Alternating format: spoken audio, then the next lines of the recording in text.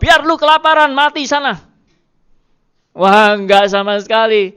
Yusuf memikirkan demi memelihara suatu bangsa yang besar. Karena Yusuf sedang memegang janji Allah. Dan janji Allah itu bukan demi kepentingan dirinya. Janji Allah untuk meneruskan suatu bangsa, yaitu bangsa Israel. Melalui berkat Abraham, semua bangsa akan diberkati. Melalui keturunan Ishak, keturunan Yakub, Tuhan sedang mau menggenapi rencananya melalui suatu bangsa yang besar. Jadi kalau misalnya Yusuf tidak jadi raja, maka Yakub dan semua saudaranya mati kelaparan. Janji Allah untuk memelihara suatu bangsa yang besar lenyap. Tuhan sedang menggenapi rencananya menjual Yusuf. Melalui saudara-saudaranya menjual Yusuf. Dan Yusuf menderita. Dan Yusuf akhirnya jadi raja di Mesir. Untuk memelihara suatu bangsa yang besar. Saudara-saudara, apa orientasi saudara dan saya dalam menyembah Tuhan? Untuk kepentingan dirikah? Atau hidupku boleh dipakai untuk menggenapi rencana Allah yang besar? Jangan berorientasi pada diri terus. Karena berorientasi pada diri itu adalah tipuan iblis. Sekarang banyak Kristen-Kristen justru diajar untuk mementingkan diri sendiri. Minta berkat-berkat terus dari Tuhan. Memperkaya diri. Membuat diri sehat, sembuh dari segala penyakit. Sukses terus. Apa yang diminta pasti berhasil. Itu adalah ajaran iblis yang selalu berorientasi, mengajar saudara saya, berorientasi bagi kepentingan diri. Apa bedanya menyembah Yesus sebagai berhala dan menyembah Yesus sebagai Tuhan? Kalau menyembah Yesus sebagai berhala, saya pakai Yesus hanya untuk memenuhi kepentingan saya. Tapi kalau saya menyembah Yesus sebagai Tuhan, saya justru yang mempersembahkan hidup saya untuk dipakai bagi kemuliaan Tuhan. Itu bedanya.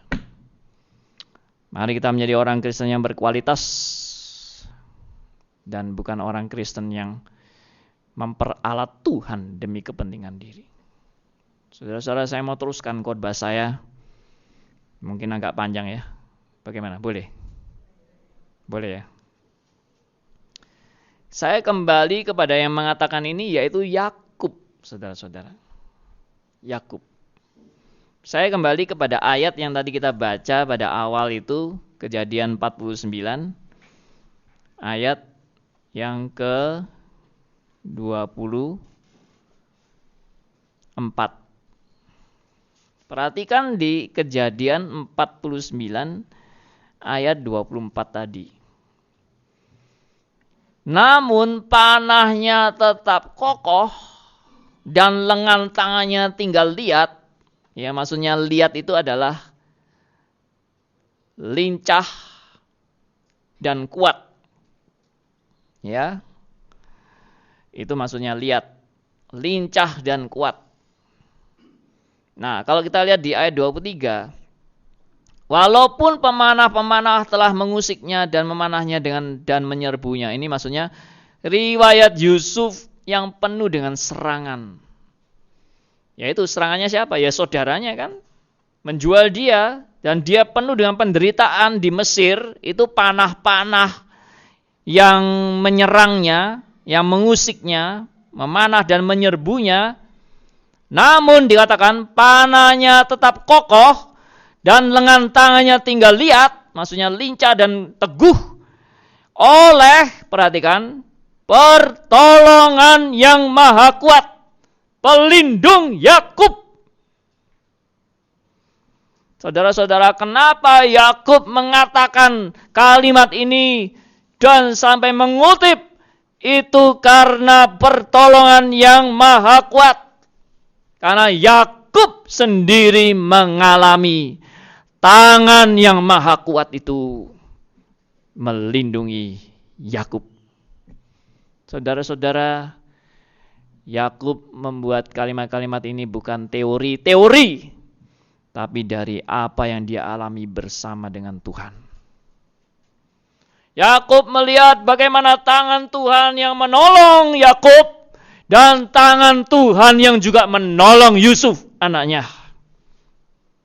Persis yang dia lihat, pelindung, pertolongan yang maha kuat, pelindung Yakub. Saudara-saudara, Yakub mengalami apa sih? Yakub setelah dia di pamannya Laban, dia itu harus diperintahkan untuk kembali ke tanah asalnya oleh Tuhan. Dan waktu Yakub harus kembali ke tanah asalnya, Yakub harus bertemu dengan saudaranya Esau. Saudara-saudara, Esau waktu sudah ditipu oleh Yakub dan Yakub lari menjauh kepada Esau. Esau sudah bernasar, kalau aku ketemu adikku itu, pasti gue habisin dia, kurang ajar. Sudah merampas hak sulungku, menipu aku, gue bunuh dia. Wah, itu dendamnya Esau luar biasa kepada Yakub. Karena memang kekurang ajaran Yakub menipu Esau. Akhirnya Yakub harus bertemu Esau. Gimana saudara rasanya? Orang yang sudah bersalah menipu, habis-habisan menipu, sekarang harus ketemu orang yang ditipu, yang pernah bernasar akan membunuh dia. Waduh, pasti ini pertemuan yang sangat berat. Yakub mau minta maaf, tapi dia tidak berani. Di dalam pergumulan yang demikian hebat, dia ketemu malaikat, dan itu Tuhan Yesus sendiri sebetulnya. Bergumul dengan Yakub di malam hari itu, sampai subuh. Akhirnya Yakub tidak mau melepaskan malaikat itu. Malaikat itu menendang Yakub, ya. Dan Yakub minta berkat. Berkatnya ya tendangan itu. Ditendang sampai pincang. Saudara, kenapa Yakub bergumul setengah mati dengan malaikat itu? Dan kenapa akhirnya dia dapat hadiah ditendang sampai pincang? Karena Tuhan mau mendidik Yakub bahwa semua karena anugerahnya. Tuhan mau mendidik Yakub, kamu gak usah datang ke saudaramu dengan kekuatan dan kehebatanmu. Dibuat pincang. Kalau orang sudah pincang, mau berkelahi, bagaimana bisa? Ya kan? Ditendang sekali langsung jatuh. Langsung tikam mati. Jadi kamu jangan menghadapi saudaramu dengan kekuatanmu sendiri. Hadapilah kakakmu dengan merasakan anugerah Tuhan. Akhirnya Yakub pergi melanjutkan perjalanan, ketemu kakaknya. Tapi dasar Yakub itu orang licik. Lalu rombongan di depannya yang suruh maju dulu. Ayo maju dulu ya. Saya di belakang aja. Nanti kalau misalnya Esau marah-marah, mau bunuh rombongan yang di depan itu, wah Yakub masih sempat mau lari. Dasar orang licik ya. Akhirnya pertemuan, Esau menyambut rombongan. Di mana? Yakub di mana? Oh, di belakang. Oh, dijemput. Akhirnya ketemu apa yang terjadi. Yakub dipeluk oleh Esau. Suatu pertemuan yang luar biasa sampai mereka berurai air mata. Esau bisa punya hati mengampuni saudaranya Yakub yang sudah menipu dia. Ini luar biasa. Ya. Esau yang punya hati benci setengah mati, bisa begitu lunak mengampuni saudaranya. Saudara-saudara, saudara rasakan jadi Yakub. Aduh Tuhan, aku betul-betul merasakan kasih-Mu yang luar biasa. Sudah merubah saudaraku dari benci menjadi mengampuni aku. Ini yang dirasakan oleh Yakub. Tangan Allah, itulah yang melindungi aku. Tangan Allah inilah yang menyertai aku. Yakub betul-betul merasakan providensia Allah, pemeliharaannya. Dan itu dia sekarang melihat tangan Allah yang luar biasa melindungi anaknya Yusuf yang katanya sudah mati diterkam binatang buas. Tapi dia menemukan anaknya ternyata masih hidup. Oh, luar biasa pemeliharaan Tuhan. Providensialah. Saudara-saudara, ini adalah bagian kecil dari sejarah yang terjadi, yang membuktikan bahwa Tuhan tidak pernah meninggalkan karya sejarah. Tuhan tidak pernah meninggalkan janji-janjinya kepada umatnya. Dan Tuhan tidak pernah meninggalkan saudara dan saya. Apapun yang terjadi, Tuhan punya maksud yang baik. Kalau ini kita lihat di dalam sepertinya happy ending, sesuatu yang bagus. Tidak setiap cerita happy ending. Tidak setiap cerita berakhir juga dengan bagus seperti ini. Banyak cerita yang berakhir juga dengan tanda tanya yang besar. Tetapi kita tidak perlu meragukan cerita dengan tanda tanya yang besar. Karena Allah kita Allah yang terus menyertai pemeliharaan kepada anak-anaknya. Tidak pernah ditinggalkan.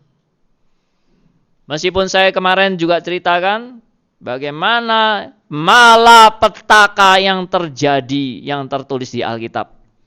Malapetaka dan musibah yang terjadi, yang ditulis di Alkitab dan terjadi di dunia ini, yaitu Habil dibunuh oleh Kain.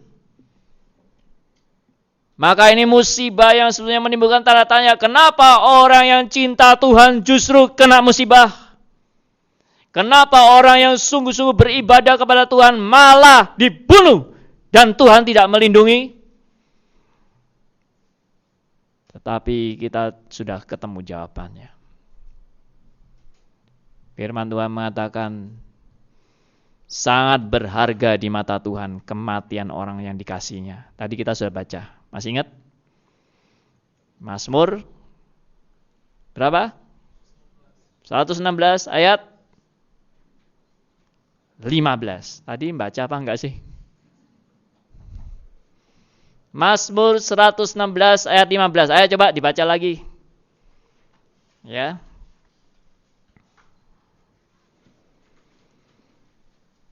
Mazmur 116 ayat 15.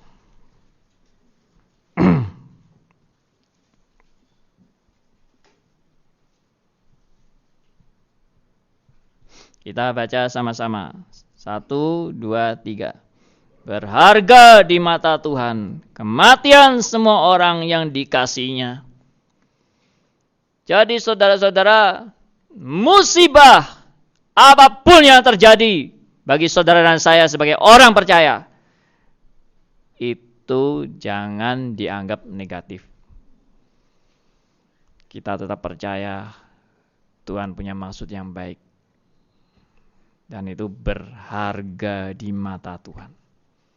Maka seperti yang tadi saya sharingkan, ada pendeta yang baru bertobat jadi reform, menggebu-gebu luar biasa. Tuhan panggil melalui kecelakaan. Tidak apa-apa. Itu bukan malapetaka yang negatif.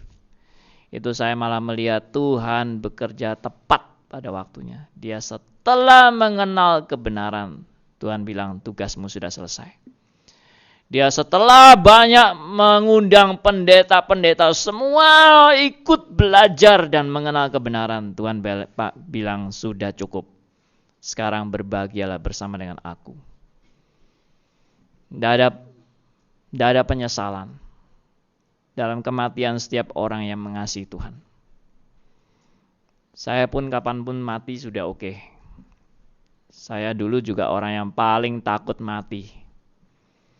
Tapi setelah saya kenal reform, saya kenal rencana Allah yang nggak mungkin salah. Saya mengenal bagaimana kedaulatan dan providensia Allah yang tidak ada yang kebetulan. Semua di dalam kontrol dan kendali Allah. Maka nggak ada yang takut lagi, yang saya takutkan lagi. Mati kapanpun oke. Nggak masalah. Ya. Kalau bilang soal mati itu saya adalah